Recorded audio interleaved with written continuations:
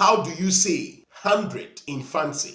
100 is oha or aha. There are differences. Oha is the singular noun and aha is the plural noun. Let's have some examples. 100 is the only singular amongst the hundreds. Do you agree with me? 100. Saying this in Fante will be the other way around. It will be like saying 101. 1 is quer, so oha quer, oha quer. The English is 100. Fante is oha quer. From 200 upwards, we don't use oha again because we are past the singular noun. We are using the plural. So 200 will be aha ebien, 300 ahe basa, 400 ahanan, 500 ahenum, 600 ahesia, 700 aheson, 800 aha awotwe, 900. I'm not telling you. 9 is akron. So what is 900? Let me have your answers in the comment section. I will be waiting.